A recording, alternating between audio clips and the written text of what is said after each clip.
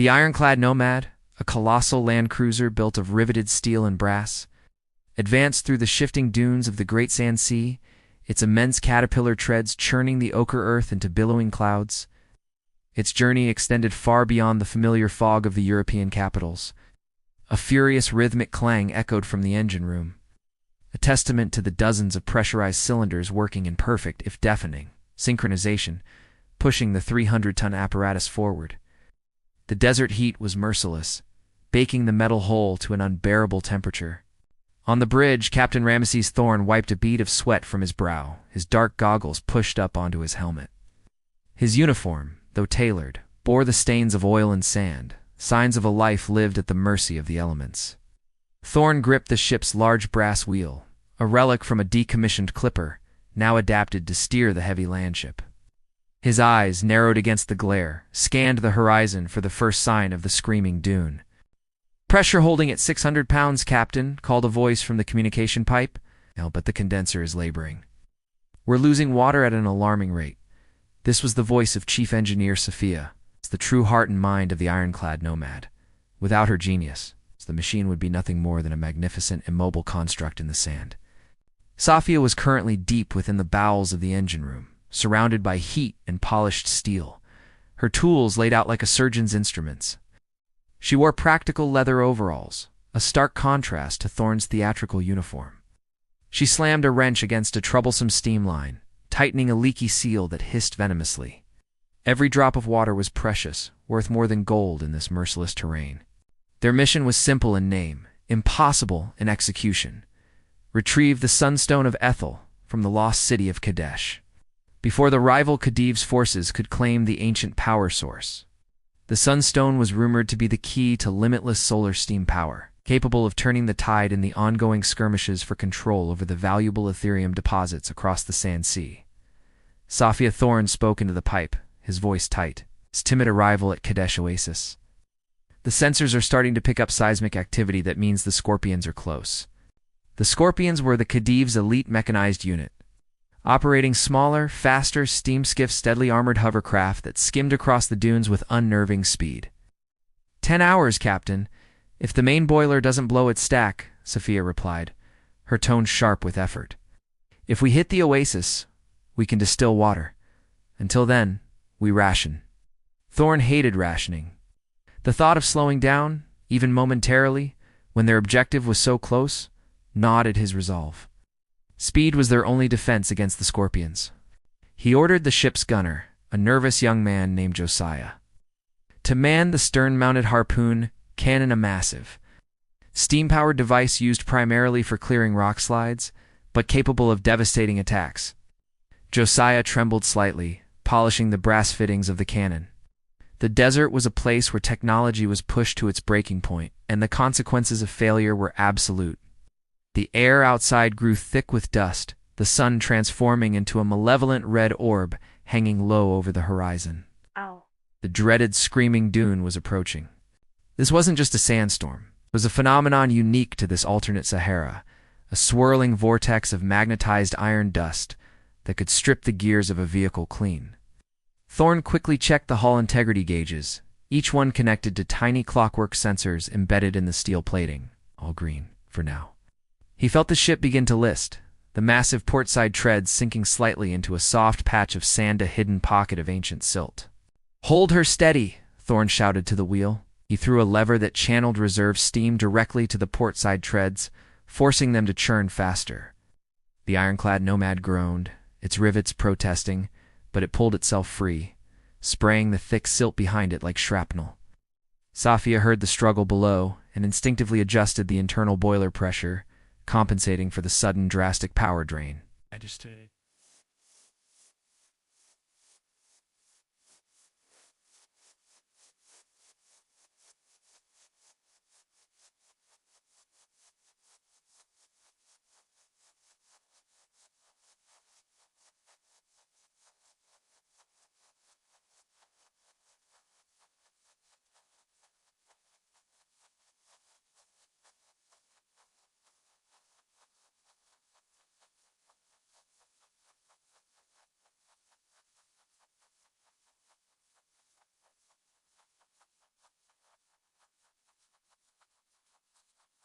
I rip and bend and every at ever at.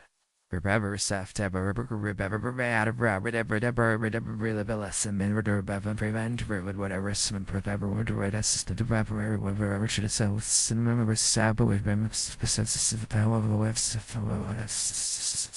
she realized that the strain had caused a hairline fracture in the pressure regulator's connecting rod, a crucial piece of the speed control mechanism.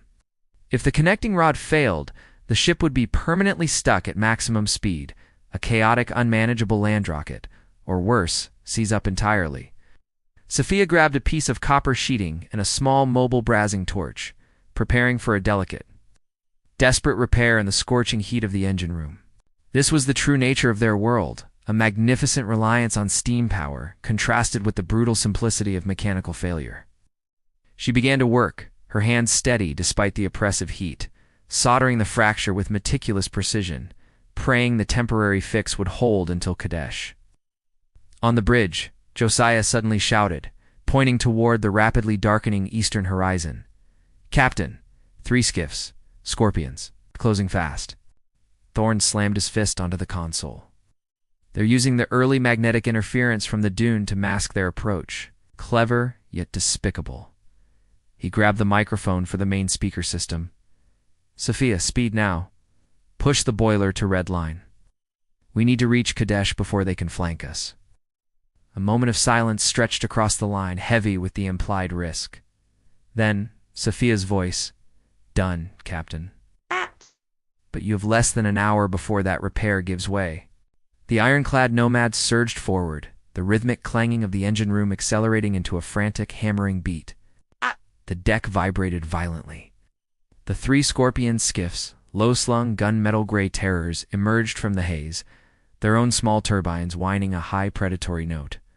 "Josiah, fire the harpoon. Target the lead skiff's turbine housing," Thorne commanded, his voice now a roar above the noise. Josiah cranked the steam lever on the cannon. A terrifying blast of pressurized steam launched the heavy spiked harpoon.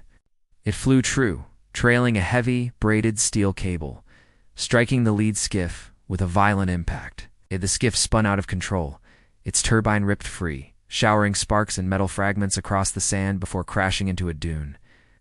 The remaining 2 skiffs broke formation, splitting wide, attempting to flank the massive land cruiser from either side.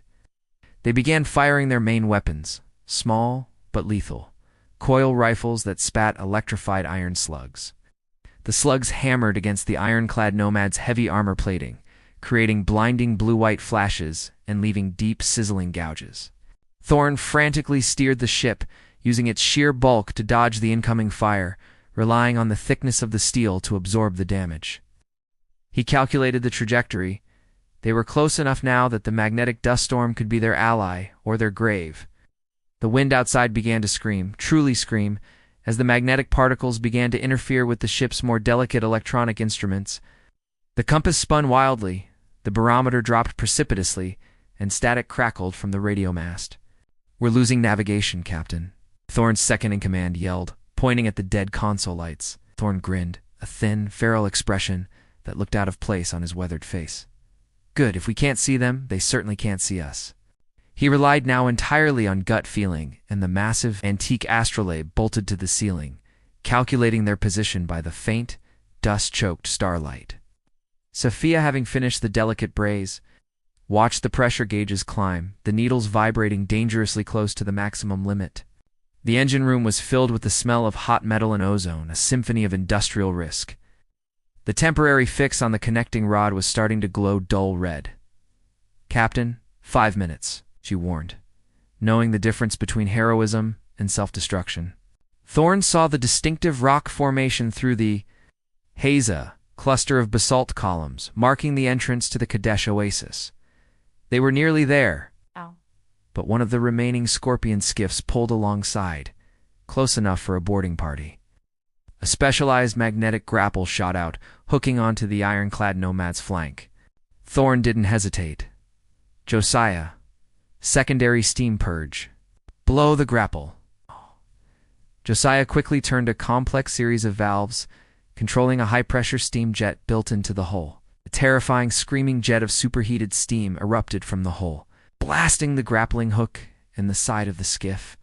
The skiff immediately pulled away, its boarding crew likely severely scalded, temporarily disabled by the raw force of the steam engine. The other skiff, however, had positioned itself directly behind the ironclad Nomad, preparing to disable the main treads. "Prepare for impact, Sophia," Thorn shouted. "Emergency stop in 3 minutes. Brace for deceleration." He aimed the massive landship not toward the oasis entrance, but toward a colossal, crumbling ancient pyramid half buried in the sand. The pyramid was the rumored marker of Kadesh, its stones carved with elaborate, forgotten hieroglyphs, now serving as a dangerous shield. Sophia threw every available emergency stop lever in the engine room, praying the sheer mechanical force wouldn't tear the ship apart. The ironclad Nomad's massive treads locked and dug into the sand, throwing up a huge wave of earth and rock. The noise was deafening, a scraping, screeching protest. The skiff behind them, unable to brake in time due to its hover mechanics, plowed directly into the massive curtain of flying debris. The impact was enough to send the skiff tumbling end over end, its light armor useless against the momentum of the heavy sand. The ironclad Nomad shuddered to a violent, jolting halt, mere feet from the pyramid's moss-covered base. Dust and steam slowly cleared. Silence returned, broken only by the loud, ticking countdown of the cooling boiler. Sophia climbed out of the engine room, her face streaked with oil, but alive. The temporary repair on the connecting rod had snapped clean off. "Perfect timing, Captain," she said, nodding toward the broken rod in her hand. "Another 30 seconds and we would have been running until we hit the mountains." Thorn jumped down from the bridge, his boots crunching on the ancient, polished stone steps leading down into the pyramid's dark entrance. The oasis of Kadesh was not a pool of water, but a deep, subterranean cavern, perfectly preserved by the dry desert air and the protective mass of the structure.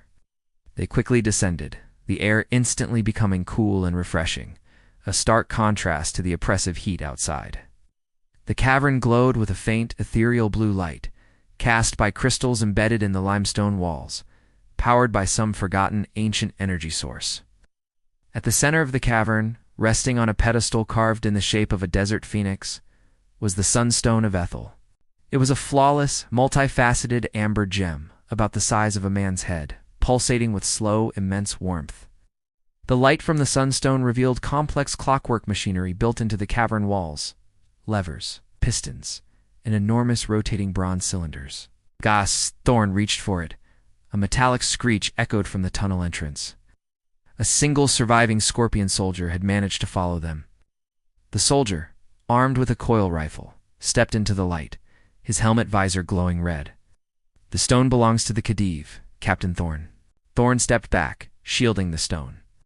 He glanced around the cavern walls, noting the intricate mechanisms carved into the stone. Sophia, realizing the danger, moved not toward the soldier, but toward a series of stone dials near the tunnel mouth. She recognized the ancient glyphs. The cavern was not just a tomb, but a self-contained steam hydraulic system designed to guard the artifact. The soldier raised his rifle. "Drop your weapons or I fire." Sophia ignored him, quickly turning the dials, synchronizing the pressure with the faint residual steam within the cavern's walls. The floor began to tremble. A low, grinding sound emanated from the walls as massive gears of stone began to turn. Suddenly, a blast of high-pressure, superheated steam erupted from a hidden vent directly behind the Scorpion soldier. The soldier yelled in pain and surprise, momentarily distracted, dropping his weapon. Thorn took advantage of the diversion, rushing forward and delivering a heavy blow with the butt of his pistol. The soldier fell, unconscious. The cavern's protective system, powered by the ingenious use of geothermal steam, had been activated. Sophia smiled, wiping the sweat from her brow. "Always look for the primary mechanism, Captain." Even ancient civilizations understood the power of pressure. Thorn retrieved the sunstone. The moment he lifted it from the pedestal, the blue light in the cavern intensified, and the air crackled with energy. They quickly retreated. Climbing back aboard the immobilized, ironclad Nomad, just as the magnetic sandstorm fully descended, the ship was enveloped in a roaring, vibrating haze of iron dust. But they were safe, sheltered by the pyramid and possessing the power source. Sophia installed the sunstone into the main boiler mechanism, replacing the conventional coal feed entirely. The effect was immediate. The brass tubing on the power core glowed with an internal, silent heat, requiring no water, no fuel, no fire. Pure, limitless power flowed through the apparatus. The ironclad Nomad came silently back to life, its massive treads beginning to turn without the clang and roar of combustion. Thorn took the wheel. No longer an oil-choked dreadnought, the ship was a silent, powerful titan, ready to pierce the heart of the Sahara. They had faced mechanical failure, rival forces, and the environmental peril of this exotic locale, and had emerged victorious. The Sunstone had given them a new reality. An alternate world where steam was silent and endless, and the Saharan sands were theirs to command. Now that you've journeyed with Captain Thorn and Engineer Safia across the Saharan sands, tell us what exotic locale they should explore next. Comment, like, share, and subscribe to Storycraft Studio.